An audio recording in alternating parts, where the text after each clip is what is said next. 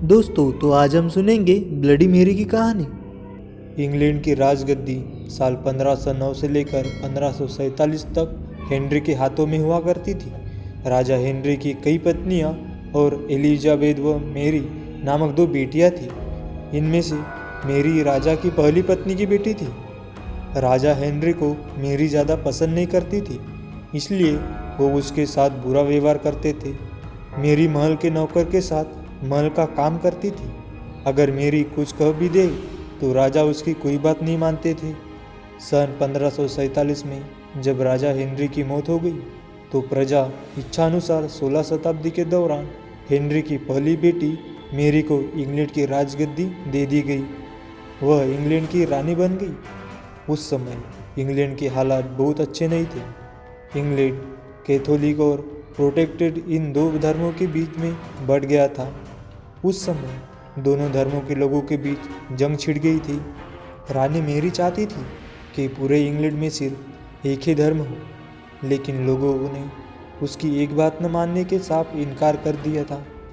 इससे नाराज होकर रानी ने उनकी बात न मानने वालों की मौत की सजा देती थी।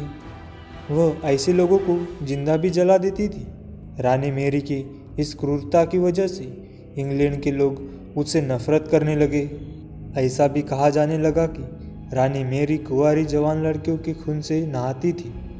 उसका मानना था कि उसके खून से नहाने से वह ज़्यादा दिनों तक जवान रह सकती है। कुछ सालों बाद रानी मेरी ने शादी कर ली और कुछ समय बाद इंग्लैंड में एक खबर आई कि रानी मेरी गर्भवती है और जल्द ही उनके राज्य का उनका नया राजा भी मिल जाएगा।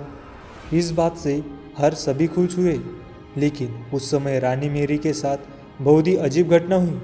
उनके गर्भ से किसी भी बच्चे का जन्म नहीं हुआ, बल्कि कुछ ही महीनों के बाद रानी मेरी का पेट फिर से सामान्य हो गया। वह के ओझा लोगों ने अपनी तंत्र विद्या से बताया कि रानी मेरी के गर्भ में कोई बच्चा नहीं, बल्कि एक भूत आकर निवास करता है। कुछ समय बाद फिर रानी मेरी के गर्भ में वही भूत आकर रहने लगा और वह फिर से गर्भवती हो गई। इस बार भी रानी को कोई बच्चा नहीं हुआ और उस घटना के कुछ ही दिनों के बाद रानी मेरी की मृत्यु हो गई। इसके बाद मेरी की छोटी बहन एलिजाबेथ को इंग्लैंड की राजगद्दी पर बैठाया गया और एलिजाबेथ इंग्लैंड की नई रानी बन गई। रानी मेरी की क्रूरता की वजह से इंग्लैंड के लोग उसे निर्दयी मानते थे। वही जब उसके गर्भ में बच्चे की जगह एक भूत निवास होने लगा तो लोगों ने उसे शापित भी करार दे दिया और इसी वजह से उसे लोगों ने ब्लडी मेरी का नाम दिया।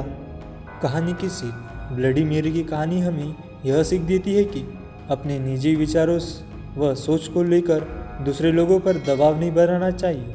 शांति और करुणा से लोगों का ख्याल रखना ही मनुष्य का धर्म है। थैंक यू दोस्तों।